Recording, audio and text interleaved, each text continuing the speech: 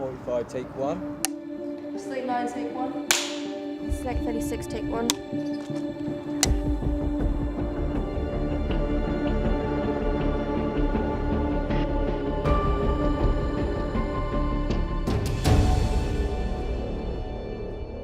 So episode 10 was the big finale for season 2, I suppose, as well, the whole wrapping show, up the yeah. whole show. What was fun about 10 actually was I had to write Kessie Bartlett, who plays Katie, her side of a phone call that she has in episode 10. We had to write that shooting episode 3 because when we were filming episode 3, the rest of the series hadn't been written yet. But we still had to have this phone call, so I had to go off and write this phone call exchange between Stephen and Katie, and then about 3 or 4 months later, I then started writing episode 10 that we could then split that conversation into. That was fun because, in fact, when we were filming episode 3 in the farmhouse, we had filmed her side of the conversation, and I was there to sort of read in the lines, but not really giving too much emotion. But having heard her lines and recorded it on my phone, it was handy to hear her responses so I can then kind of portray my side of the conversation. It was actually, I was very tired after doing all the fighting, but also I'd been ill as well. So I was very drained, so that hopefully helped with the emotion. And also having Dan there, him doing his emotional speech, it just kind of, everything was wrapping up really nicely. And I hope it helped with the scene itself. Having something so emotional but not necessarily having the other person in the scene with you to kind of act off of is really using your imagination, and that was a challenge, but I enjoyed it. Katie and Stephen had been together so far the whole way through, and this was them separated and Stephen going off to save the world. So I kind of knew that a little bit before everybody else as well, which was a fun secret to have. So yeah, it was nice. And for me, because I was filming my bits kind of way ahead of everybody else and they still had the rest of the episodes to shoot, I was kind of tying up what was the last episode for Katie months before the rest of the cast were going to go through filming their scenes. 10 was always the emotional finale for me, and it was just something to be really mindful of, that we bring that emotional resonance to it, and it can't just be shit blows up and that's it. It has to be, well, what happens to the characters and how do they feel, and there's lots of goodbyes, and there has to be the emotional impact there, not just the action stuff. It was a tough one, I think, because we had the 2 days to shoot 9 and 10, but because 9 ran over a little bit, so we ended up, instead of starting episode 10 first thing on the Sunday, we actually started it about lunchtime, 1 o'clock. So then we were later than that, even later like than 3, maybe, 4 o'clock. So then we were right the way through till about 10, 11 at night to make sure that we get it. And Dan Winter had a very heavy emotional scenes to do, lots of crying and stuff, and for then, he was obviously exhausted over shooting those 2 days, but then have to deliver that on camera multiple times. And Paul Tonkin as well. The visual effects in episode 10 were quite, extensive really. At the end of the episode where Paul Tonkin, Stephen, jumps into the probe, and we have that massive shot where the probe starts booting up to beam back to the ship. That was about 30 seconds long when we rendered that out, and it took 3 or 4 days to pull that together. Immediately after that, you guys go up to the surface and we have the alien ships blow up. That was another big 30-second shot. And then you look off and you see the good aliens spin and fly off through a portal. That was another 30-second shot. So bless him out, we had these big effects numbers all at the end of the episode that we had just to knock off. These were big numbers, that some of them were fully CG. And it was just a massive undertaking, and the rendering times were just, really putting the pressure on Al's computer, and I think he's just about to buy a new one, I think, because of that. And all that's intercutting with the human angle and the characters and the story, with you guys looking up. But on the day, just working out where the actors are going to be looking up in the sky, and to do a reverse over their shoulder, we need the green screen shot in, and then when they look over there, what is that shot? I mean, you have to visually, just as a director, just break it down and go, I want to see that, which means we need to shoot those elements separately in order to put all that together, and just make sure that you give Al everything that he needs in order to go, well, I've got the resolution, I've got the framing correctly, it's well shot from a green screen perspective, and you're trying to balance all those things with a really rushed schedule. I think for our eyeline at one point we had somebody holding like a tennis ball on a stick, like our props person will, just walking past behind camera so that we could all Look at the do same that thing. at the same time. Yeah. Because I think initially we were all just going off different places. So it was fascinating. It's always quite fun. But the end shot of the probe was funny because in order for the probe to go, we had our set built by Will Shear, who did an excellent job. And visual effects wise, we needed a shot of the probe not there. So then once all the lightning's kicked off, you then see an empty corner of the tunnels, all the debris, but without the probe. And at the end of the shooting day, I said to Will, how long could it take to get that out? And he says, it's going to take me a day at least. So we realised then on that particular moment that he wasn't going to be able to take it out, which to give us the footage that we need in order for Al to do his thing. So we just shot a locked off shot of the probe, and then in post-production, Al painted the wall behind it over the probe shot. So it looks like the probe's not there. And what we were left with these two pieces of like 2x4 timber leaning up against the probe that we couldn't paint out. So what Al did, genius, was he sort of painted or cropped around those bits of wood. So then when the probe vanishes, we animated these bits of wood to fall and knock around each side of the empty space. So it looks like they were resting up against something. And that is then gone and vanished. So then these physical objects that are obviously still left then react to the fact that the probe is missing. So it helps add to that layer of realism. But all of the dust falling from the ceiling, the camera shaking, slowly building up, that was all done off a single static shot of the probe. So the big finale episode was the best, most fun, not fun, fun's the wrong word, rewarding episode for me, because it was the culmination of everything. And I've got to say, there was a mixture of the character's journey, but also the actor's journey of having come into this group and going, ooh, I don't really know who you are, but I've got this job to do, which was really similar to what the character's job was. And as the character got to know more of the cast, so was me, the actor, which was lovely. So it became much more family orientated, and having already done the museum scene and seeing the photo and realizing that we had a son, it meant that the emotion for me really culminated in that moment of, well, this is it. This is why I've sacrificed everything in order to get to this point. It's sort of choking me up a little bit now, really.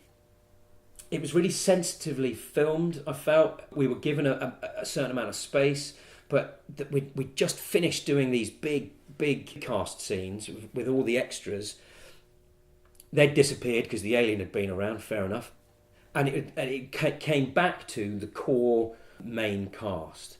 And everyone's got their own thing going on, and it was really easy to feed off that as a performer and go, well, actually, if I need to get emotional here, it's not a problem. I just have to look around, because everyone's doing their bit. Everyone's saying their goodbyes or trying to figure out what the problem is. The tension got to just the right point to be able to feed on it and use it and execute what we were meant to do as performers. So for me, maybe I was milking it a little bit, but I really loved bringing out the photo and seeing my wife and son and going, that's why I've done all of this. It's making me go a little bit now. There we go. Yeah. And so that was episode 10. We knew going in that series 2 was going to be the end. So obviously the immediate discussion, once we'd solved all the questions we set up in 1, was, okay, how do we end this? And we wanted to do something kind of bittersweet, because we thought, well, if they just win, if they just save the day, that's kind of cool, but I don't know, it's not very interesting. So that's when we had the idea of, well, what if somebody has to sacrifice themselves in order to do that? So, as I said, it's sort of bittersweet where, yes, we've saved the day, but there's been some sort of human cost to that. So we actually, there was a version, we were talking about, what if the whole of Bristol has to be destroyed? That was a thing. It was going to be all the other characters getting back to the farmhouse, watching this mushroom cloud go up over the city. But then we decided that was a bit much, maybe. So we changed it so it was just Paul sacrificing himself.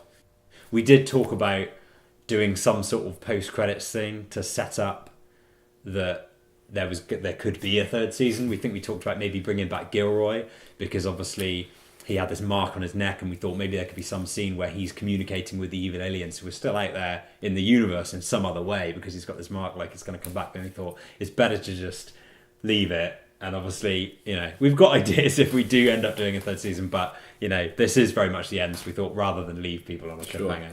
I suppose there was we did do it wasn't a post-credit tease, but at the end of the show, as you would have seen by now, that there was a sequence where we shot a grave where we see Dan Winter's character, Edward Coleridge, we see his wife and his son where they're buried, because it was a nice moment between Edward and Stephen where he says to Stephen just before he jumps into the probe, at least you got to say goodbye, because he didn't get that chance when he was beamed and abducted back in 1854. So having that scene with Dan stood by the grave, it's just a sense, there's just a little bit of a full stop in his story that he's then got to say goodbye to his wife and son.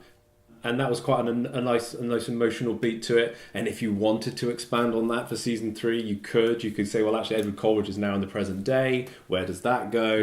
Yeah. Just a comedy of him interacting with tasters and modern cars and stuff. Yeah, brilliant. We filmed that just around the corner from where I live, and we went to this. We found the back of a gravestone, and we thought, well, we can put the text in. We shot it in 4K, so then we could zoom in digitally, and we can just come out in the edit, and then we just see this hat drop into frame. And we which thought is that, you, isn't it? Which was me, actually, because we had the Dan wasn't available at that time. In fact, I played Dan twice now because I also hold the picture frame in 6 in the chapel. It was interesting as well from a writing point of view how you work backwards sometimes once you know you want to do something particular. So, we talked about working out that Stephen was going to sacrifice himself, but then it's okay, why does someone have to do that? Why does someone have to get in the ship? So then we came up with the idea of, okay, well, there's things broken that's supposed to power it, but okay, why does it break? And then the other thing is, Edward surely would be the obvious candidate to sacrifice himself because he no longer has any ties on this planet. That's what he came here to do. So then you got to come up with, okay, well, now he's injured, so he can't be relied upon to do that. And it's interesting kind of working backwards and doing those things. But then the other thing with it as well was, we were really conscious of making sure it was going to be obvious to an audience what was going on. You couldn't just have, in the final episode, you want to keep things a surprise and a mystery, but you couldn't just have, Edward Coleridge say, right, the way we defeat these aliens is this, and he just lays the whole planet. So we tried to drip feed throughout the series, what's this thing in his bag? We don't send the ship back alone, as a line he says in episode 6. So you're slowly drip feeding so that when he puts the final puzzle piece in place, as it were, in episode 10, you go, okay, that's the plan that they're going to use to defeat the aliens. But then the other thing, of course, is you're just conscious that's clear. And I think we even added a line in ADR that he says to Paul at some point, because you'd hate for the audience to be partially invested in this moment, but they can't get fully excited or anything because they're actually going, so what's the plan again? What are they doing here? And we've had those moments where as audience members, we've come out of the cinema going, what were they doing in that chase again? Or, so we just wanted to make sure it was 100% clear all the time. He has to get in there to do this for this reason, and this is what's going to happen. And then hopefully the audience can engage with it. And I'm sure we might get some people in the comments going, what's going on? What unlocked the finale for me, I was listening to the Da Vinci Code soundtrack in my car, and the finale of that, it was just this slow swelling music that was slowly building, and I could picture the end of our episode thinking, this is it. In fact, we used the score from the Da Vinci Code as a temp score. It also dictated the length. We have to keep cutting to our characters to see what they're thinking and not drag it out exactly, but we couldn't just have it, end banging end on a dime. So we needed it to be elongated slightly just to have that emotional impact. And we put the Da Vinci score on it, and it worked perfectly. I knew that score going into when we shot it. So we shot a lot of shots of our actors looking up at the sky and looking at each other, and because we needed the coverage, we needed the footage in order to manipulate the ending and make it elongated a little bit so we can cut in with everything, so it wasn't just you run to the surface and the ship blows up and it's like, oh, we've done it, cut. I was already kind of on a high because I'd shot the grand finale of episode 9, which was my big hero moment, actually. That's what I'm most excited about. So you've got Nicole finally showing that she's mastered this blooming rifle. I have to remember not to say gun. There's all this build-up throughout the first couple of episodes where she's clearly just doesn't know what she's doing and she's rubbish. And there was kind of that payoff where finally she has her hero moment. So I was quite pleased that Nicole gets to shoot the alien. That was nice for me. But overall, it was great. There was a lot of emotion dealing with it due to the nature of the episode. And it was all very genuine, actually. There were tears in people's eyes on that. And I really felt it. But that's the kind of things I enjoy as an actor, to really feel those emotions. I think the only thing I regret would be the fact that I remember being a little bit whingy by the end of it because I was freezing. I don't think I've ever been anywhere so cold in my entire life as shooting down in those tunnels. But it was a great day. I spent a lot of it sleeping on the floor, but when I did wake up and I did do some work, it was good fun, and it was it was for me. It was a perfect ending for this series. Well, that is it. That is Horizon. You've now seen that. There's said that is the ending. There is nothing else. I'm sure we could come up with ideas if people really wanted it, but it's been an amazing journey to make the show. Obviously, It's been a lot of hard work. We've got a lot of very talented people working on the show, and everyone's doing it around other jobs that they're doing. Our effects guy, our composer, our sound mixer. So absolutely, sometimes it's a challenge. Sometimes our shooting days are pretty brutal. I think this year particularly, we maxed out what you can achieve in a day. I think 13 pages was our highest amount, and you really just don't have time to stop and take stock of what you're doing at all. So it's been a lot of fun, but it's been stressful too. But hopefully you guys have enjoyed it. Yeah, I think it's had its challenges, and it's something that has been something that's always been on my mind daily since we started shooting. Well, even before, when you're writing it, when what can you do, and then when you're shooting, and then since shooting is just post, it's what's the next time we can go into the visual effects suite, it's communicating with the composer, how's this edit working. It's just a daily thing, and it just sort of monopolizes your life really. So it's going to be bittersweet. I'm going to be sad to see it go and happy to see it go, because you move on to other projects and you've got other things that you want to focus on. Big shout out to our cast and crew, I think, especially in the finale, because it's very easy, especially as a director, when I was shooting the finale or when Si's doing his thing, that you're just very in the zone of like, this is what I need, what's next, and I can work on that adrenaline even without food, but then you forget the cast and crew that are sat around waiting, and they've been there for 18 hours and they haven't had a break because no one's come up to me and gone, boy, you need to stop for a minute, they need to eat. And it's like, well, I'm conscious of time, I want to get you guys out of here, but actually you do need to stop at some point and just go, look, let's take 5, let's recuperate, let's have a break, let's have some water. And it's very easy just to go, well, I'm moving forward, you guys keep up, and that's quite bad really. And I think we've learnt that for going into next projects, that you do need to be mindful of the cast and crew, and not everyone is as passionate as what you are, and you're asking a lot of people, and we pushed a lot of our cast and crew to the extreme. And even Alicia was pregnant when we were shooting, especially for the last 2 episodes, and there was a time when I looked at her and I said, are you okay? And she went, yeah. And she looked back at me, and I kind of realised then she wasn't. And that was the politest way that she could say, yeah, come on, you've pushed this. And that hit me, I must admit. The next day I realised that I just pushed it too far. And because all you're thinking about is shot. Yeah. And you're not thinking, well, hang on, you've asked a lot of these people around to do your show. You've got to be mindful of that. So we want to take this time to say thank you very much. All you guys for doing that. The whole thing started, the only reason we ever attempted something on this scale was because we built this amazing team on various different projects we've done around Bristol, actors, crew, and people that were so good at what they do and so passionate about what they do. That's the only reason we felt able to make something like this, and it's a testament to those guys that we've done 2 seasons of it, which altogether probably equates to like 3 hours or something of footage. So it's been a pleasure. I hope you guys have enjoyed watching it. I don't know, I'm looking at the interview when I look at the camera, but I hope you guys have enjoyed watching it. Thanks very much, and tell all your friends. See you on season 3.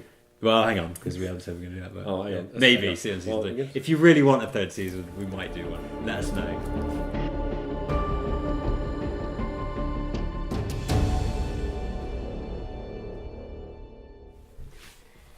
And this is my little son, Dorian. You can obviously see how much time has passed since we finished filming. Yeah. He had his filming debut shooting 9 and 10 in the womb. He did. How did you find it? He loved it. Said it was brilliant. Yeah. Oh, Loves the show. Yeah, don't forget about the beginning of episode 6 as well, Mummy. Yeah. Yeah, I was in that, part of it. Waxing his little socks off. He was looking up at the gas going, oh my God. He was. Yeah. I think he's very much looking forward to seeing Mummy on the big screen. Oh. I'd agree. Oh. That was him going, Horizon was brilliant. Will there be a season 3? We don't know, Dorian, to be honest. But if there is, you can be in it, definitely. He's very excited about that idea.